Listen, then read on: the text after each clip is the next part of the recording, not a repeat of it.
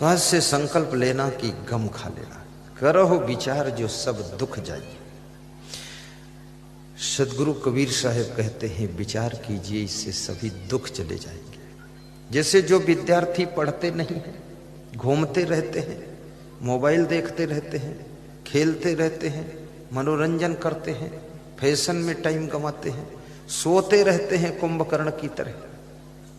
7 बजे शाम से सोना शुरू करते हैं, सुबह 8 बज गए, 13 घंटे हो गए, लल्लू राम उठते ही नहीं। कोई जिंदगी की परवाह ही नहीं है। उन विद्यार्थियों को भी विचार करना चाहिए, उन बेटे बेटियों को विचार करना चाहिए कि यदि मैं शिक्षा नहीं प्राप्त करूंगा तो मैं शिक्षक कैसे बनूंगा।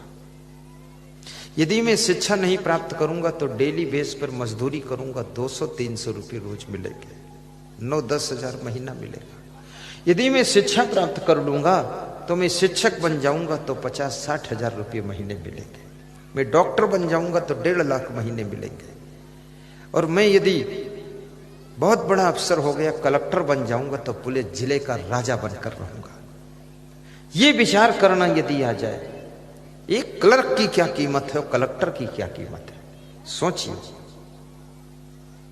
इसलिए विद्यार्थी को विचार करना चाहिए कि यदि हमने शिक्षा नहीं प्राप्त किया तो इसका परिणाम आने वाला है 25 साल की उम्र के बाद ना तो शिक्षा प्राप्त कर सकूंगा और ना कोई अच्छा कार्य कर सकूंगा, साधारण जिंदगी गुजर जाएगी, ठोकरें खाऊंगा। इसलिए माता पिता जोर लगाते कि पढ़ो पढ़ो पढ़ो पढ़ो पढ़ो, और थोड़ा पीटते पाटते भी है कि पढ़ पढ़ पढ़, लेकिन फिर भी नहीं पढ़ता है।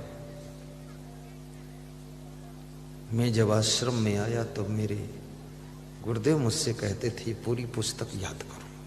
तो मैं उसको देखता था, बहुत मोटी पुस्तक थी। तो मैंने पोस्ट ग्रेजुएट पढ़ा हूँ, एमए किया हूँ, तो मैंने सोचा घर पर भी पढ़ते पढ़ते परेशान हो गए, यहाँ फिर पढ़ो। साधु बने थे, अब तो छुट्टी मिली। गुरुजी ने कहा इसको याद करो, तो फिर याद करना शुरू किया। हमारे आश्रम के छोटे गुरुजी ने कहा कि तुमको पढ़ना ही है और कुछ नहीं करना, और पूरी दुनिया को सत्संग सुनाना है। तो मैंने फिर उसी में लग गए। और आज जब योग्यता होगी तभी तो आपको सत्संग सुनाऊंगा। जब खुद ही जीरो है तो आपको क्या सुनाऊंगा।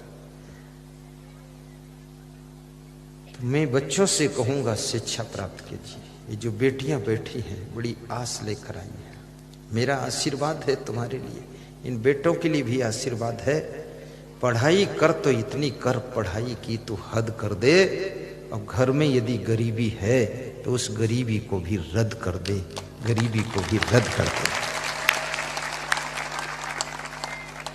और धनवान बन तो इतना बन कि अगर कोई रिश्तेदार गरीब है तो उसकी भी तो मदद कर दे। और निष्काम कर्म कर, यमराज के दरबार में पहुंच तो अपने कर्मों का खाता भी रद्द कर दे। भक्ति कर तो इतनी कर कि भक्ति की तो हद कर दे।